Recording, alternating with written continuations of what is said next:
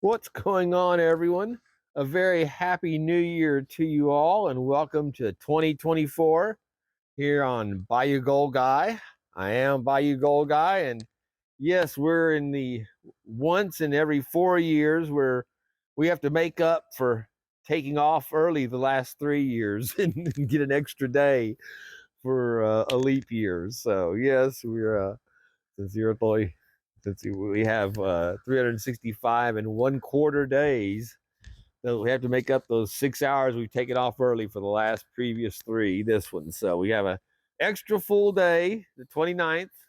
Of course, it always falls on a presidential election year. So yeah, it's gonna be a rough ride, this one. So hang on. Hope everyone made it through safely and they're having a good start. This is it's a nice, actually it's about in the upper 50s out in the sun, where the the gold dog's out there on his pillow having a little, getting him a little rest while I'm over here doing this. But over here in the shade, it's in the at least 10 degrees colder, especially with the breeze coming through. So yeah, we've got a very wintry type day for at least South Louisiana. I know you guys up there where it's actually winter are laughing about it, but yeah, so kind of, it's those few days we get every year of actually feels like winter. So uh, that's what we're in now. So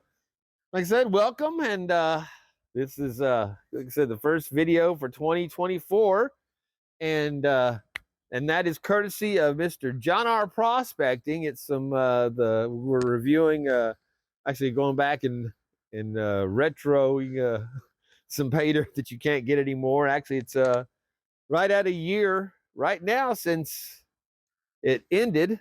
So yes, it is a bygone days pay dirt from yesteryear, literally last year, whenever it when we ran out of it, when they shut down. And this was the I think the last week in January or so were the only orders that were the last orders that went anything out, because my order went out on the 1st of February, and I think John had gotten his order in at the very end of January. But we neither one of us got ours. I got my money back on mine. I don't know if John's still working to get his. I know there's a number of people that still are working to get their money back because they'd shut it down, but they didn't.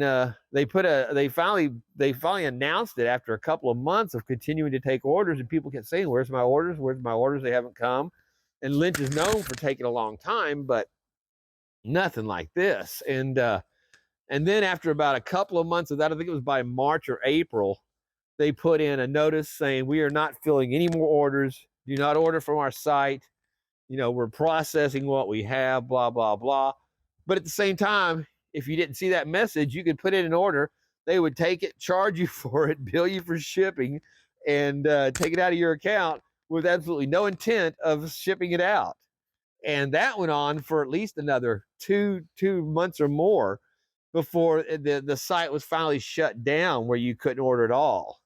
So yeah, they spent 4 to 6 months just outright ripping people off intentionally, which is just, horrible. So really not sorry, like I said, if whatever excuse you make for why they had family problems and this and that, but that doesn't justify ripping off people that have been your customers for years, and probably from what the number of what they'd brag about selling.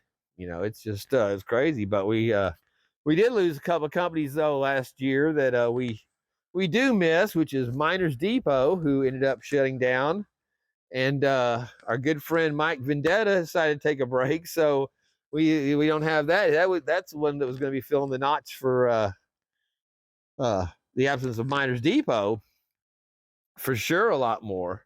But yeah, there are a few companies though out there that are decent, and you can still buy from, and we'll be getting into. I've just reached a point right now where I'm out of it. I got try to get something lined up here next week to get out, get an order in, but uh, you know, it's not the good time of year for for earnings, we'll say. So yeah. But again, this was John had sent me a few of his bags to have something to do from a couple of months ago, and we did a couple. We're gonna do a couple more, still in search of that. See if we can maybe find that post-mortem half-gram bag they would brag about people finding in their gizmos and their Belmonts. And we never came close to that or knew anybody that came close to it. But there's a couple of bags left, and we'll go through them. I'm saving them up, and then I'm just gonna send him his gold back. But he's left me the gems I can recover from them. So usually that means one. We'll see. Usually that means one faded little amethyst and rough amethyst, and maybe three to five peridot of varying sizes, and that's the gems from the Gizmo gem bag. So that being said, whew, that's why the sign's not out here today, because that wind catch can get behind it and knock my board off. So we're still leaving up the green. Nice effect with the green around Louisiana there. So let's turn to the new Chile gold epicenter of South Louisiana. On a very clear blue day, we see our X marks the spot for the classic and now defunct, basically fallen and disgraced Lynch Mining. And yeah, and see, and John had an abundance of these, because if some of you may know, Lynch would always do the raffle, or the raffle, and if you made an order of any order, you got raffle tickets. Sometimes they even have a wheel you could spin. It would give you 20, 50 tickets towards the raffle. Every purchase you made went tickets towards the raffle, and it was sometimes weekly, sometimes monthly. It was different raffles they do, but you'd at every order. So if you'd make an order, then they'll give you the option to buy more at 5% off. So you'd get your gold at even a better rate, postage paid, thrown in the order you've already made, and that would count as another drawing on the raffle. Well, John R. Prospect, he hit the big nugget bucket and won the grand prize on one of their raffles. And so he after that, he made sure that he bought more raffle tickets in the upcoming months after that following. So he did have bang on the microphone there. Sorry.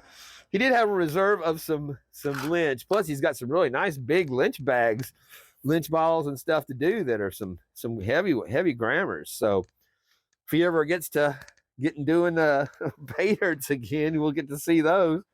So yeah, that's why he had some reserve, and like I said, and shipped some down to me so I'd have some to do, and in lieu of just having a show sitting here talking to you guys. No, which we've done that before too, but I mean, come on. So yeah, thank you again to John R. Prospecting, and we will get set up here and see what's in these bags. Let's just go ahead and get us one of these opened up and see what we have. Like I said, there's pretty much a standard expectation on these. But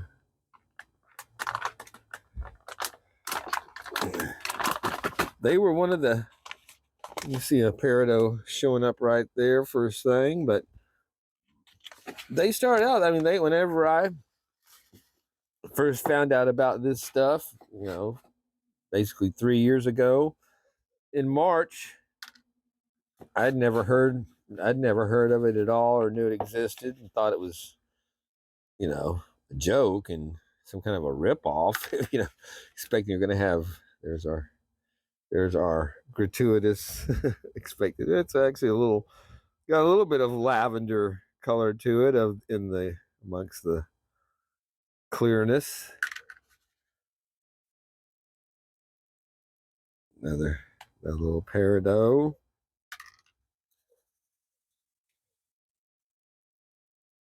Yeah, I was going to say, whenever you got small ones like that, usually you get a couple of the amethyst that they'll throw in. So they did put in an extra one on that one.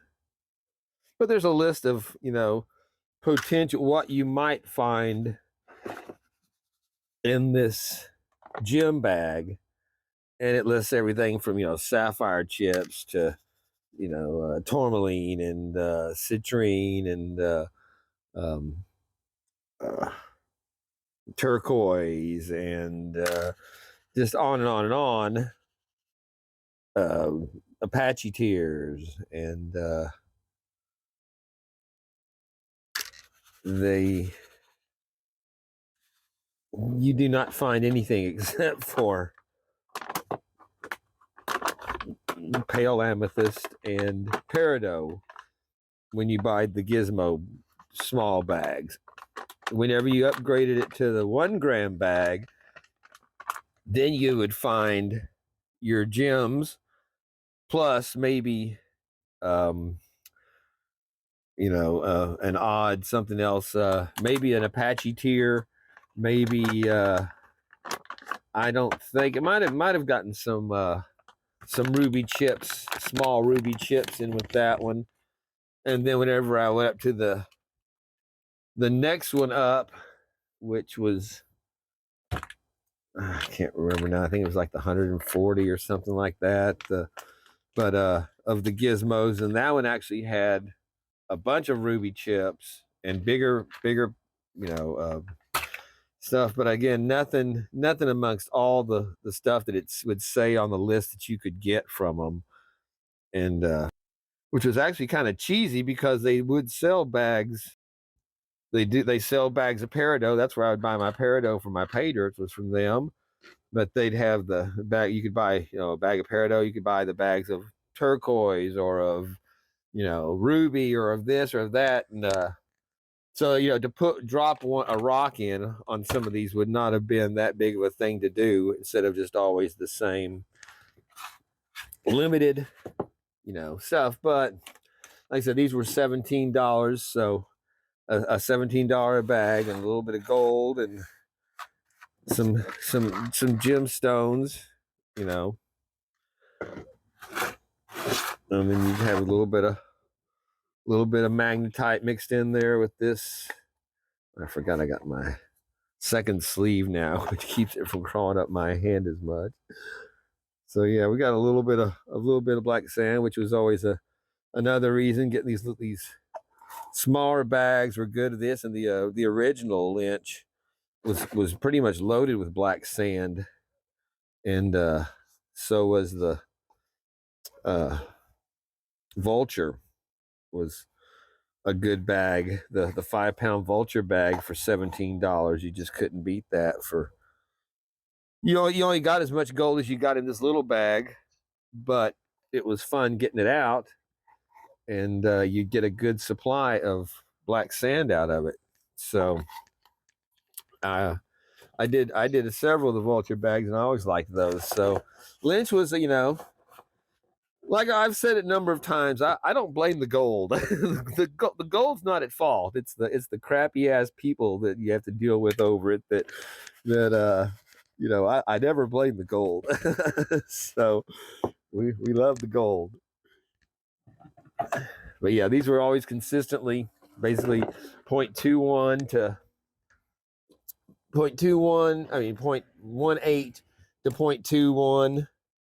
Most of the time right around 0.19 to 20 was the most that we usually got the most often. So always the sand always had that same kind of reddish hue to it, very same consistency of sand, never any rocks. That's what was kind of cool about the Vulture. You'd have some actually some bigger, some cool rocks in it from time to time, and you know, larger size. Of course, there was never anything in like I said, it was the same size and kind of gold and amount that you got in the original Lynch bag or the GIZMOs or the Belmont. They'd have the sign, the display on their website saying that they sold 4,000 bags of, oh, there's milk. Hey there, Milk. How you doing, big boy? It's the neighbor's kitty. But yeah, that they'd sell 4,000 of those bags of Bel Air or Belmont Mountain every month. So that's what I was going to buy on, and that's just their $17 bag. And you had people that bought their, their $200 and $300 and better regular jars and stuff as their monthly pay dirts. A number of those people. So, but just on the Belmonts, if even half that was true, and they had 2,000 a month buying those instead of 4,000, they had it running for 4 to 6 months, 5 to 6 months, with no intention of filling those orders. Did all those same people keep ordering, or after the second or third month of not getting anything, did you stop ordering? But I did it myself. I put it through there. I did not fulfill it, but it let me run it through even in May. I could run it through, and it would say, do you? And then it even sent me a text back on my phone saying, you left your order open. Do you want to fill this order with Lynch Mining? It's like, you fucking ripoff son of a bitches. No, I do not. You still owe me for the last damn bag that you ripped me off. So, but yeah, just the fact that it was not, some oversight. It was still actively soliciting you to, buy our product that we have no intention of fulfilling and have shut down and are out of business. So, now you can see a little bit going through.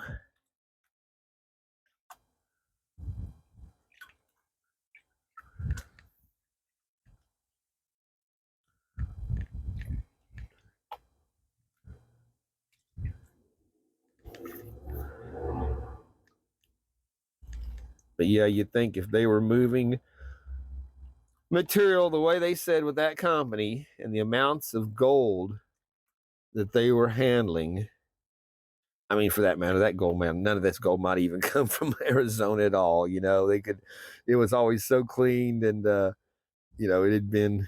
We've seen a number of different channels, and I know Dave at Gold Base all the time showing how to clean your gold, and Lynch Gold came back as pretty much looked like it had always been cleaned. You did not have dirty gold from Lynch. It was some of the shiniest stuff out there. Supposedly all 21 karat gold too, 20 to 21 karat, at least on the essay little slips they would show on all their gold they would sell.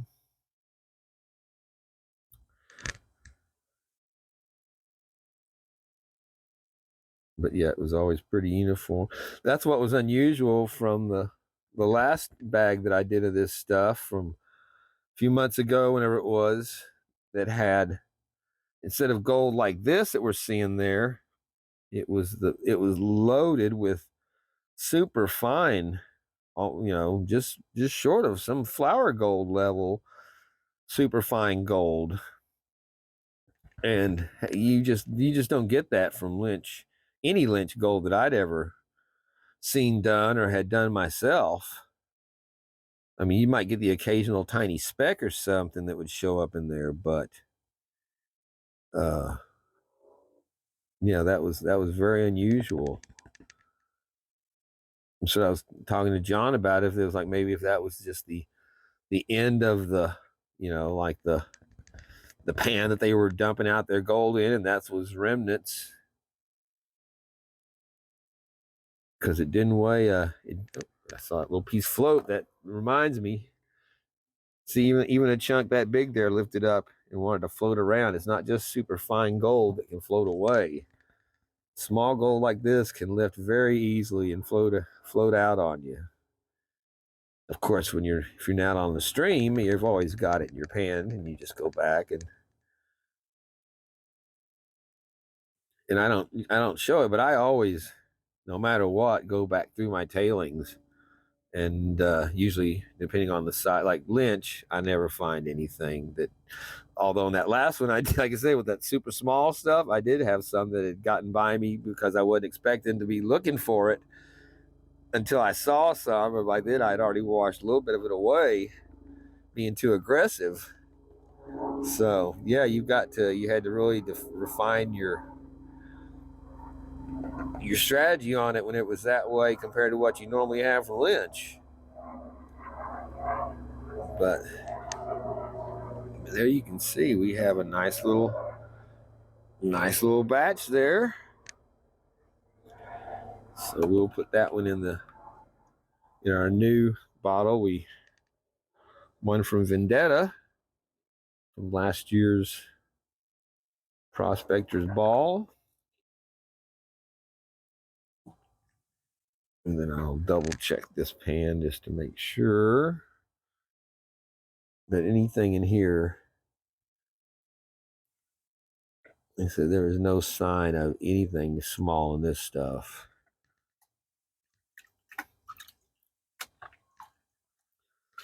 So it was, but again, it was always a relatively easy pay dirt to do. The original Lynch had enough black sand in it that it was if you were a beginner panner, it was a good training bag to do because it was about that size gold, so it was very manageable to recover. But you had that black sand that made it where challenging to learn to move that material efficiently and not wash your gold away without it. Like I said, they're small pieces, but they're big enough to be easily recoverable compared to starting out with some really fine gold. But yeah, so it's sad that one of the old staples there is, but like I was saying, for the value that you would think it would have had for the amount of business that they seemed to do, the the property really it wasn't worth anything other than this dirt that they were digging out of the hole for it, and the gold was all coming from somewhere else. Would seem to be what would suggest the reality of that. And you're not going to get a lot of money for a big plot of dirt that has been played out for years. But I don't know. That's just my speculation on it. But something doesn't seem right.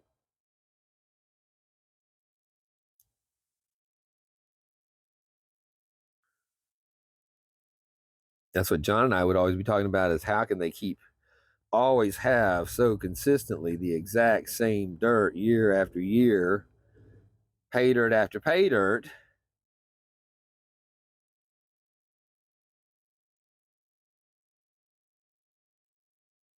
And the same thing with the gold. It always has that same size, same qualities to it, and clear, shiny, clean, flat, and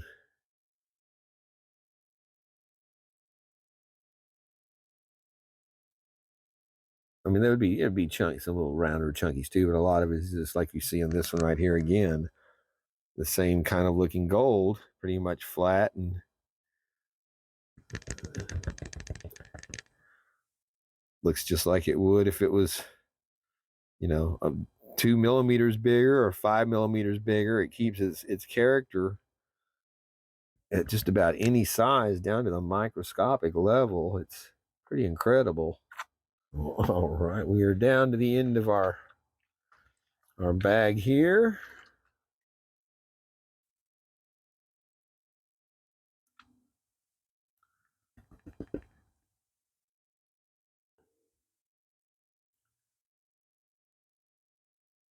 This is probably our most concentrated pan of black sand here at the end.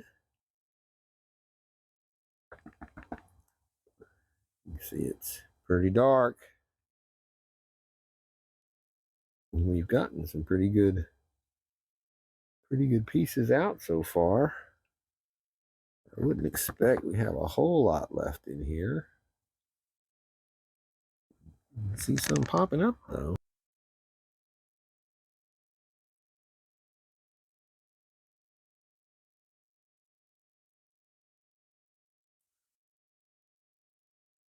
So we're closing in on the end of the NFL season. My Cowboys are threatening to actually try to do something again this year. That whole 2-point conversion has just been a fucking hoot, I have to say. And when it first happened, the night of the game, watching it's like, we want to win, but you don't want to win. We don't want to win dirty, And it really seemed like they had gotten screwed over on that play. And but what everyone's failing to mention anymore or talk about is the play right before the 2-minute warning there, where Dallas was called for a tripping penalty when it was clearly the goddamn Lion, defender trying to trip the runner. But they're saying, oh, well, from the angle that they were at, they couldn't see it and this and that. Well, it cost Dallas 15 yards, which would have been a penalty going the other way, would have ended the game because they would have had first down, 15 yards, run out the clock, and they're done. They came away with a field goal because of that 15-yard penalty against them that would have cost them the game if they'd have given that to Detroit. So, yeah, I have no sympathy for him. Plus, you've seen the breakdown of it, and I learned quite a bit of. I didn't know from all this that I did not know that the refs, that they have a meeting before every game with the head ref and go over every trick play, like the fake punt they had done during the game, who's could go in and out for substitutions and eligible receivers and anything like that, to make the refs aware of what could be coming up and to be able to be prepared to notify the opposing team so that they can't use some kind of trickery, and rules specifically designed for that. And that the ref did not even show up for that meeting prior to the game, which again, I don't believe anything was rigged on this game. I think it was just, once again, referee incompetence that we've seen over and over again. I remember whenever they missed the very clear pass interference call in Dallas for a few years ago with maybe it was Seattle, I believe, that knocked us out of the playoffs. Totally. And they literally tackled him in front of the ref on the field, and no call was made, and cost us the game. And that you could see the number 68 coming out there with number 58 next to him onto the ref as 70's running out onto the field towards the ref, who had already been declared eligible receiver a few times during the game prior to that. And so he was expecting him, that he knew what he was going to do. And you have to do a motion on your, like rubbing your number up and down on your chest, tapping your number, as well as verbally confirming or something with the ref. And he's running out there, and you can see the ref turning away from number 68, who was supposedly one being declared. And then you don't have it on. It's not available on the broadcast television, but I've seen the video from the Mexican channel, and you can hear the loudspeaker because they announced on the PA too. 70 has reported as eligible receiver. It was, you know, clearly said on there as well. So what they're saying now is that basically that that Detroit was just trying to get too cute for their own good, and the fact was their idiot coach, you know, should have, you know, gone for the 1 point as normal, any other normal challenge, you know, with a game on the line, and the consequences for, you know, beyond just this game for playoffs. You know, you get your points, especially when you've had 2 prior attempts and you know, made one, you didn't make the other, and, you know, but you got the foul in your favor, and third time, no, go kick the dead, you know, you're tempting fate on a team, you know. And so yeah, you know, play stupid games, win stupid prizes. So you can blame whatever, but I'd be blaming my dumbass coach for not doing what he should have done the very first play. But that was a I could not believe that after, you know, we'd lost, we were done, we're out, damn, you know. No, wait, we haven't. We're still playing. And sure enough, played they did. Played them right into the fucking ground. So yeah, it'll be interesting to see what Dallas can. And then I had to actually, wasn't even watching. I haven't watched the National Felon League for like 4 years. I started watching it last year at Thanksgiving when the Cowboys had not been bowing to the woke shit long enough. I said, all right, well, I'll give them the benefit of the doubt. And I'd only watched Dallas, and I have not watched any other teams except when Dallas is playing them. I haven't watched any other NFL this season at all, or last season. But the other night I did watch the Philadelphia game on that Monday night just to watch the Cardinals beat their ass. And see, this is always weird when you get some of these bags. It's like that's like vacuum sealed. It's so tight, you know, I can't even pull it apart. The other one was very loose and open. So I was wondering why that.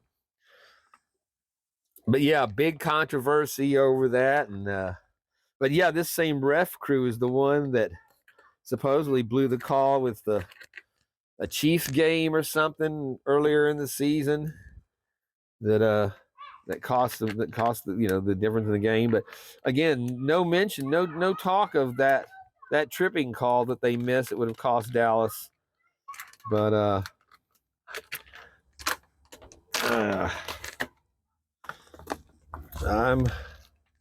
I'm interested to see how we do this week, wrapping it up.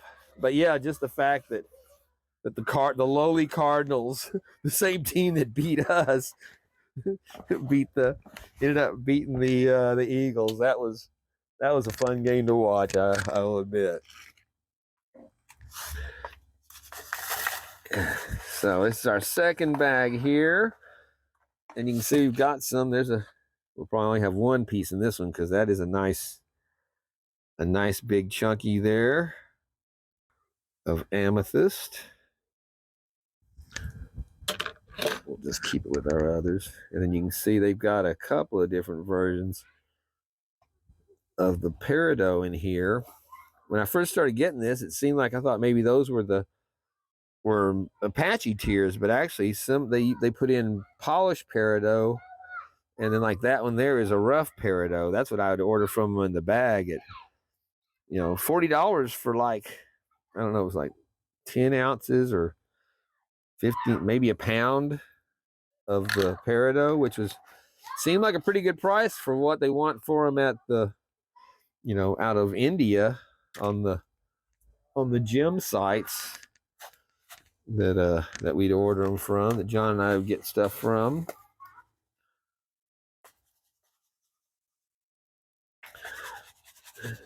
So there's another. But I always liked having the peridot in my bags because it kind of went along with the gator eyes and the bayou. You have red polished garnets and your green peridot in there for the green in the swamp and the red gatorized.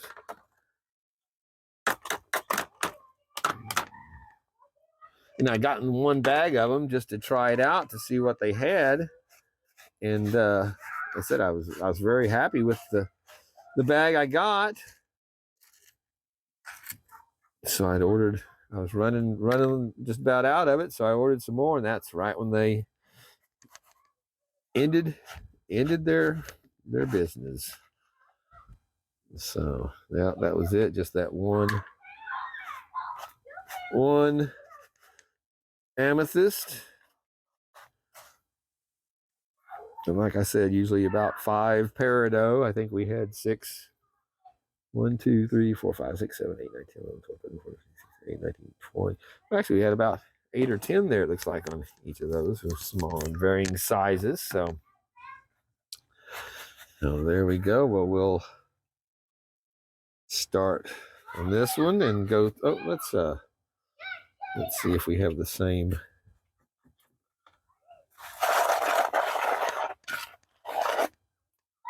Yeah, about the same amount of black sand in there too.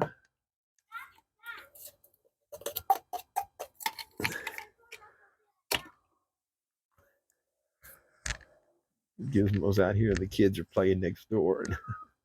Huh? What you want? So we're going to get into this one and we'll be back. And there's our first pieces off of the second bag, and you can see they look a lot like the pieces from the first bag. And I think we got a couple of little tiny specks there. So that's, yeah, like I said, you never have very much, but from time to time you do get a little, tiny fine stuff in there. So not bad though. Pretty little pieces. All right. Well, we are down to the last of our lynch. We had 5 nice little flakes that came off of the last pan.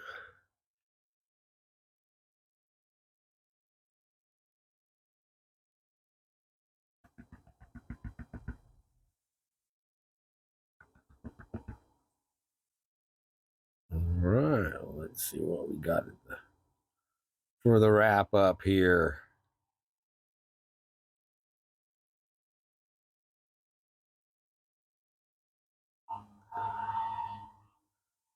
Sounds like somebody on a damn go-kart driving around.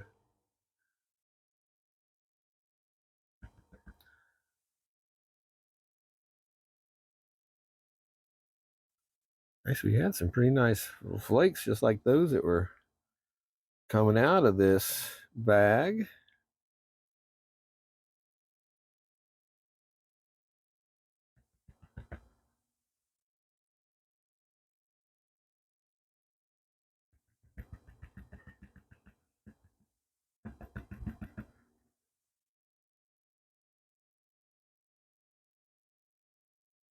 Very shiny as always.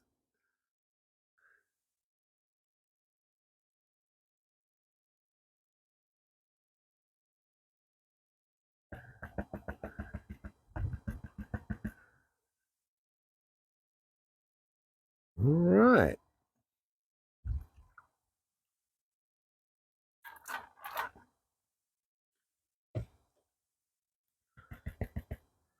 Yeah, I always thought that was very pretty gold.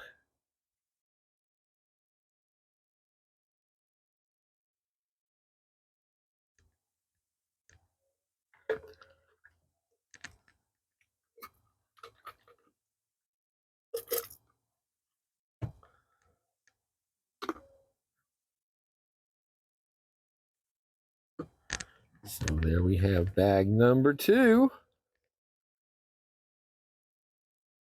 Looks very similar to bag number 1. It's a nice looking little pile. I would bet that's probably within our 0.20 to 2.1 range. A lot of times when it looks chunkier like that, that's the ones that end up weighing 0.18 or 19. I think, oh, that looks like a 0.23. And no, it's not. So, and then we have our lovely little tray of gems. Very Mardi Gras coming up there. Those are also, yeah, when I use my Mardi Gras bags, I would do these with the purple and green and gold, which are Mardi Gras colors. Of course, the gold was the gold color, and then we'd have the purple and green. So I imagine there'll be a couple of Mardi Gras bottles being made up here in the next month available, because we do have Mardi Gras on its way now. All right, well, and then of course we got our, as always, our channel mascot, thanks to Carson Prospecting. Brian, appreciate it, brother. All right, let's get this in and get out of the cold. My hands are feeling numb. And here we are for one of our last times. Actually, I have one bag of this stuff left, so this isn't the very last, but yeah, the pretty close to it, that we'll be checking out some Lynch gold. And again, you can see it is very clean and shiny gold.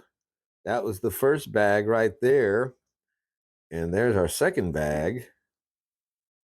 And so yeah, I'm that one looks like there's a considerably more gold in that little pile than there is in that one. So that's one of the tricks on this stuff. It always looks like it should be more than it is a lot of the times. Now let's go ahead, and we've got our scale set to 0. So let's start by seeing. Actually, no, I think this is the second pile, and this is our first. This is our first bag here. Yeah. So however I said it, this is the first stuff that we got out. And again, some very, very pretty gold. You just, like I said, I don't blame the gold. The gold is awesome. It is beautiful stuff. And that's one thing, it was always consistent. And you know, credit where it's due for sure for all those years.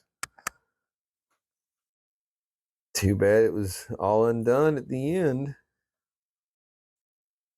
So right there, oh, I guess it would be better if we were on target. So right there, 0.20. And since I'm missing a final digit, that might be like 0.209 or 8, but we just have it as 20. Actually, I need to keep it to the edge. Yeah, see, like that. So actually 0.21, that's more, it seems like this stuff weighs more accurately on the edge of the scale there. So see, it went from 20 to 21 pretty easily. So I think we're probably right at that 0.2. Yeah, we're going to count it as 0.21. That's a good amount for our little. Let's see, what do I want to do with this? Put it back in our pan. Cat's tearing up the stuff. Now we'll look at our other stuff that looks like it was more than that. Let's see what we get on this one.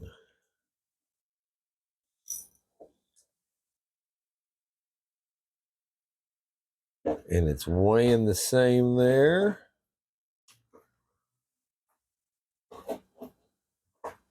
It's at the one on the low end of 20.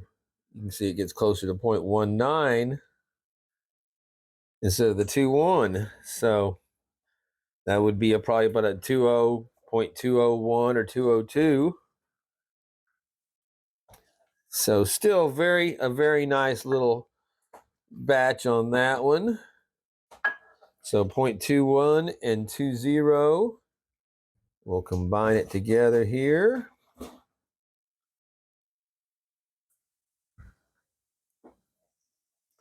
Should be more than that, shouldn't it?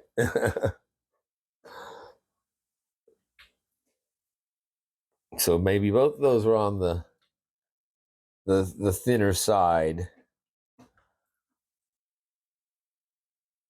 0.39 on this scale. So they're right at, that's what we expect though, would be from 2 bags, 0.39 to 40. J.R. Lynch. So out of 4, that makes 4 bottles that we've done. Let's see what it comes out to.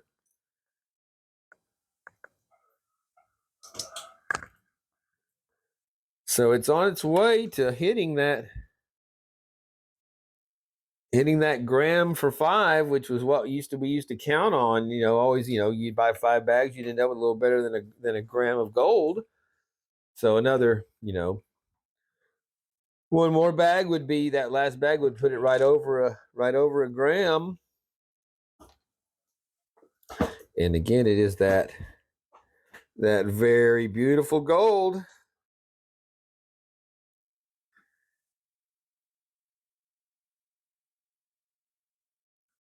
Well, and there is our Lynch so far. Like I said, you can see that those first 2 bags had, a lot more finer gold than I've ever seen, and that we definitely saw in these last 2, the bags we did today, that had no fine gold in it like that at all.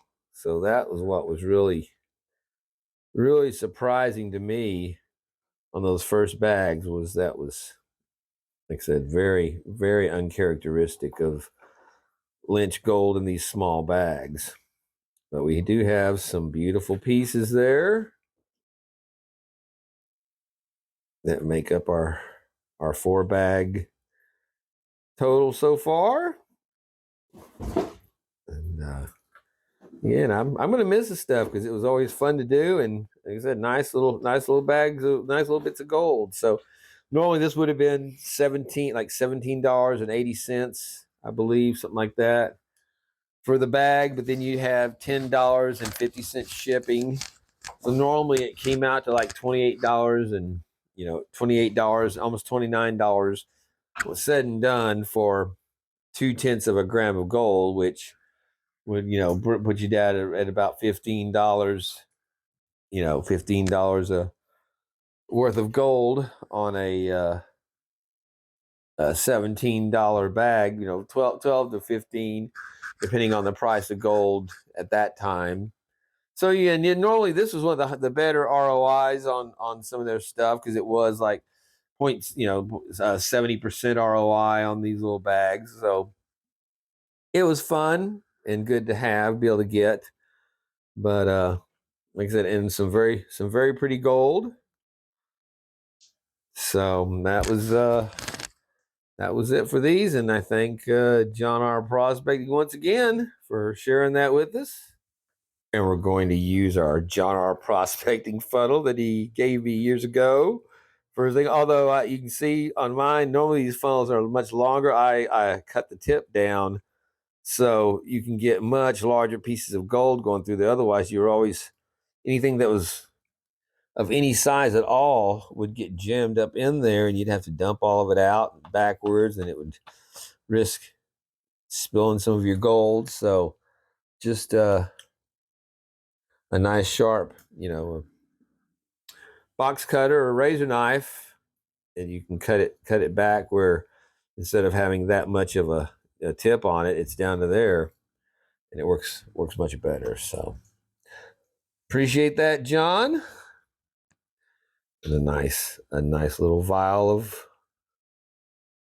Lynch gold going there. Of course, we cannot forget our lovely array of Lynch gems. And so there's our raw peridot, and then these are the polished peridot, and then we've got that's a bigger piece of peridot, and then we've got our amethyst crystals. So Pretty cool. There we have it. Well, all right, my friends. That was a fun little kickoff, I think, for 2024. Like I said, nothing that's. I mean, it's a review. It's a pay dirt. It's just not one that's around anymore, but you may still find them in garages and on shelves and in boxes in basements and such. So, if you come across one, you'll know what to expect. But yeah, it was more nostalgic than anything else. And like I said, a year later, almost a year since it ended, it seemed like a good start since that's what I had. Thank you, John, again. So it was fun, pretty gold. I enjoyed it, so I hope y'all like seeing a little gold come out and have a little chatting out there. And man, I watched Godzilla again, even though it was not. It's it never came to Homa, so and it's still not in a better recording. But it's one of those movies that you just kind of makes you want to see it again, even in not its best way. And I said, man, if you can see it at the theater, I highly recommend it. It's being getting a lot of acclaim for.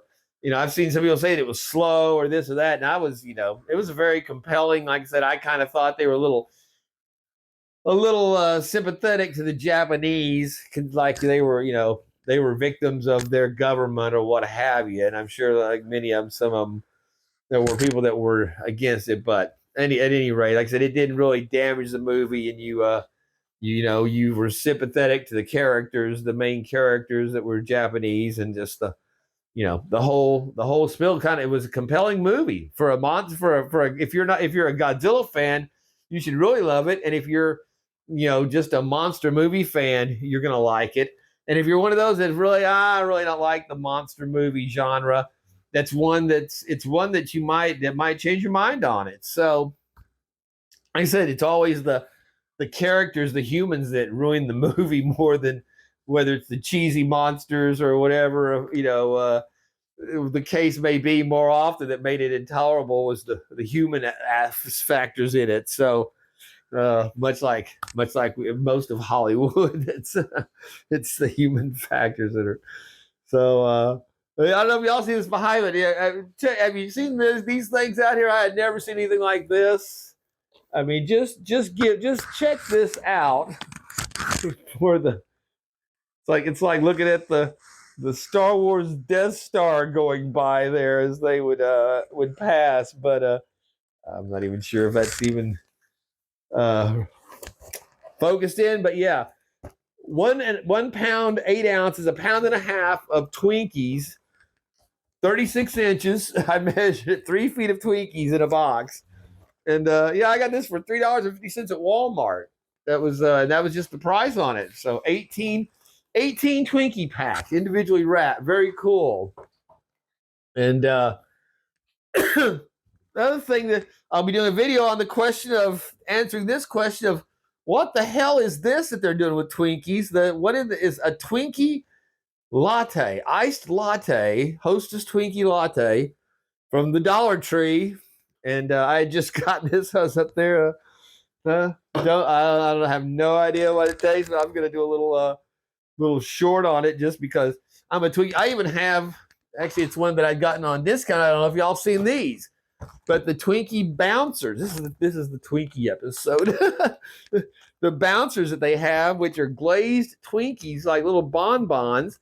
I got these at the dollar store. They were marked down to half price. And all these things are like $4.50 a box, these little crap. But they're really good. They also come in the chocolate I actually like too, the ding dongs, but they got a little light glaze on them and the Twinkie filling, and they're great in the morning with some coffee. I really like these. They come in these little 3-packs, and yeah.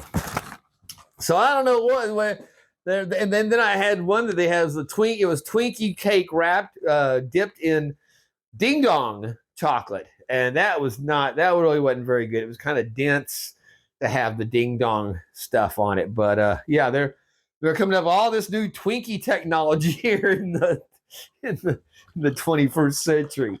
And then, if y'all remember from last year, I think it was Thanksgiving, my neighbor had just moved in and brought me over.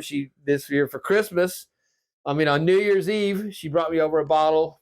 I think actually her grandmother makes it when she's over, but it's the rum based. It's got the sweetened condensed milk in it and coconut milk and something else, and they cook it up and mix this stuff up. It forms a layer on it. You got to shake it up real good when you have it, but it's very thick, very rich. Actually, I cut it with more rum when I have it and put it on ice. But it's delicious, and I thank her again for that. So I guess that will wrap us up. What is it, sweet girl? My little sweet girl, one of my baby pies. All these little girls are starting to gonna start going into heat with these little boys around. What my little Jessie, the one that looks like her mom, already is in heat. And so yeah, I got to get these things fixed. So that's the next. That may be where the gold money goes. I don't know what we'll be doing for videos coming up, because it's gonna need to be paying for cats not to have more little cats. But we'll see. So like my big boy here, he still seems to be very kitten-like as far as not being marking territory or anything like that yet. But yeah, these males, you got to get them fixed, because they'll want to start spraying, although they don't. But he's getting, actually, you can see how in the camera there, he's getting little tan colors to him and along his back. But he's just a big bear. He's my bear, right? And so yeah, still I'm about to take the tree down because it's been heavily abused. I took off the bottom 1,000 lights today and all the tinsel because they've been just ripping at that. Strange tree. I had one 2 years ago that actually was 8 inches taller when I took it out than it was when I brought it in. It grew, put out new branches, put out new growth on the top, on the sides. This tree, I put in 1 gallon of water when I brought it in with the treatment stuff that I get if we go with the tree stuff, and another about a half or quarter of a gallon after that, and it has not soaked up any more water since then. It's still standing where it was. I mean, the needles are holding on to it. It is just I had the fresh cut put on it, but I've never had a tree that did not. Normally I go through 3-4 gallons of water minimum because I keep them up for, 10 days to 2 weeks after Christmas is a rule. But, after New Year's, well, sometimes whenever they hold their stuff and they're growing, I've kept them up until almost March. So anyway, once again, I hope everyone had a great New Year's and is having a great new year. And, thank you again for supporting the channel, for being here for another year with On the Bayou with the Gold Guy. And